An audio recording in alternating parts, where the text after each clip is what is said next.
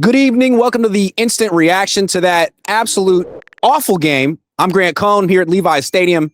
The 49ers wanted you to understand why they didn't do anything at the trade deadline.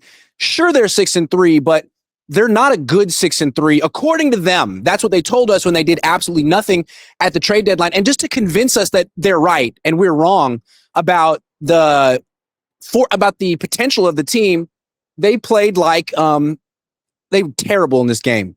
And it wasn't just that they got outplayed. They had no life early in the game. They entered the game down 21-0. That's essentially when they got emotionally ready to play. And I think what's so disheartening about this game is that the Niners beat this Rams team already.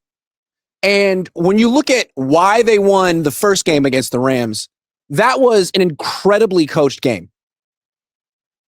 This one was an incredibly poorly coached game. I'm going to get into that. But first, today's show is sponsored by Mint Mobile. At Mint, their favorite word is no. No contracts, no monthly bills, no overages, no hidden fees, no BS. Make the switch at mintmobile.com/Cohn. That's mintmobile.com/Cohn. Upfront payment of $45 required. It's the equivalent of $15 a month. Limited time new customer offer for the first 3 months only. Speeds may slow above 35 gigabytes on unlimited plan. Taxes and fees extra. See Mint Mobile for details. Okay, I want to start with the coaching blunders. Why this game shouldn't have been this lopsided. Remember, the Niners beat the Rams 5 weeks ago. And in that game, they had Mykel Williams. They had Fred Warner. So it makes sense that the defense would fall off. But also in that game, they had a much better offense. They had Jake Tonjes. They had Kendrick Bourne. They didn't use them very much in this game. So what did the Niners do poorly? Let's start with the defense. They couldn't stop anything. And I think what was really interesting was the Rams have this 3 tight end personnel grouping that everyone knows about. They've been using it for weeks. It's been very effective. The Seahawks use it a lot. And the Niners couldn't stop it in any way. Forget stopping it. They couldn't even line up. Go back and watch the film. They would frequently not have people over the tight ends. Like they would a lot of times have 2 tight ends next to each other, like on a wing. The Niners have no one there. So they couldn't stop the run, couldn't set the edge. And then I thought it was so interesting. They were down 21-0. They fight back. They're down 28-20. They make it a 1-score game. And then the Rams wait until that moment to just put Robert Saleh in checkmate. They go to their 3 tight end formation. And they just go pass. And every single time they pass on this drive, they're targeting third linebacker, strong side linebacker, Luke Gifford, who can't set an edge, can't defend the run, can't cover anyone. It was really smart. And instead of doing it right away, they waited until they absolutely had to, and they did it over and over and over again. And, I mean, what I would say is, why is that guy on the field? Just because the Rams are going with a lot of tight ends doesn't necessarily mean they're going to run the ball. Maybe it's best to go nickel defense or big nickel defense and have someone on the field who could cover a tight end. Because as long as Luke Gifford's on the field, people are going to exploit him. They're going to target him until the Niners bench him. He is worse than Marquise Siegel. He's worse than who else? I mean, he's the worst player on the defense. And Robert Saleh allowed the Rams to just go after him over and over and over again. So it seems like they had a solid plan for Puka Nacua and Davante Adams. Like those guys are the 2 best wide receivers in football. There's only so much you can do against them. They each scored 1 touchdown. But why don't you make it hard on them? Like for Davante Adams, you allowed the Rams to get him matched up with Malik Mustafa at the 2-yard line in the slot. That's Nick Sorensen shit.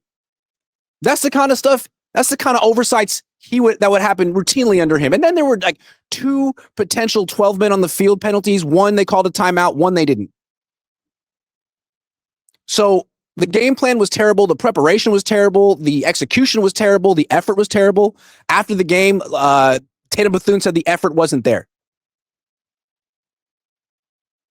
So I think one reason the Niners didn't make a move at the deadline for defense is because they felt Robert Saleh could like patch it all together. Guess not. He has to go back to the drawing board and figure out what the Niners are going to do against 3 tight end formations, 13 personnel, because Everyone in the league just saw what happened. Other teams do that too. The Niners are going to get tested in this way every single week. The Cardinals are going to do it next week. And based on what we saw today, the Niners have no answer for it. So that's defense. Then on offense, first of all, end of the first half, the Niners are trying to make it a game. They're moving the ball down the field. They get a delay of game penalty. What happened on that play? Was it Mac Jones' fault? Well, the way I saw it, Kyle Shanahan took a long time calling his play, and his play had like a motion and a shift in it, and they were running out of time, and it caused a delay of game. Like, hey, man, can you get out of the way? Do you always have to call a play with 8 shifts and a motion? Maybe just call a play and let your players execute. The offense was doing well without your window dressing. He is in love with window dressing. Do you think he goes window shopping all the time?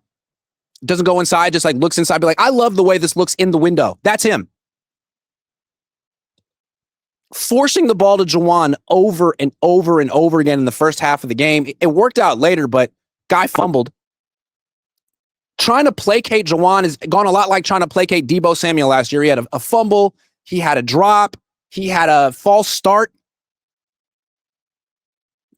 It doesn't seem like Kyle Shanahan is fully engaged in what's happening on the field in 2025.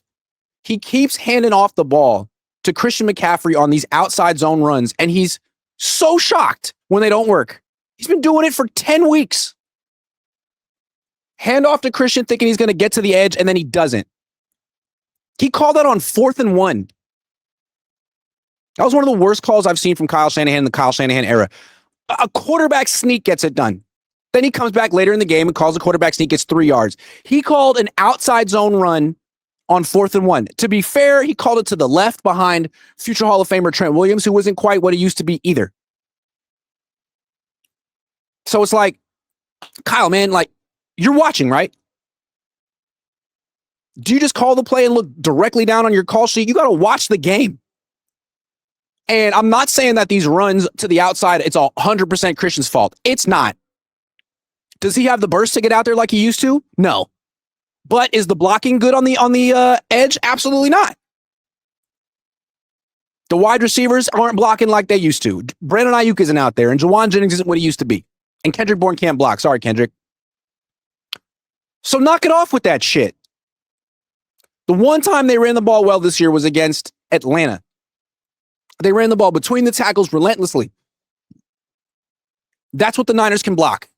That's what Christian McCaffrey can run. That's what Brian Robinson Jr. can run. So that's what you need to call. How many weeks are you going to let Christian McCaffrey average 2 to 3 yards per carry running sideways? He's been running sideways all year. It's not working. Let him run forward. Let Brian Robinson run forward. That's your best chance. But why won't Kyle do that? Because that's not his system. It's not his dad's system. They believe in outside zone blocking, whether it works or not, whether the personnel can do it or not. So those are the coaching blunders. It felt like if they had coached as well as they did in week 5, they could have won this game. Maybe not. Maybe there was nothing they were going to do to beat the Rams are a better team than the Niners. They are. But they're not 16 points better than the Niners. That 16-point margin of victory was shitty coaching. Pardon my French. I think they would privately have to agree. I mean, Matthew Stafford was throwing no-look touchdown passes to tight ends that were like 3rd on the depth chart.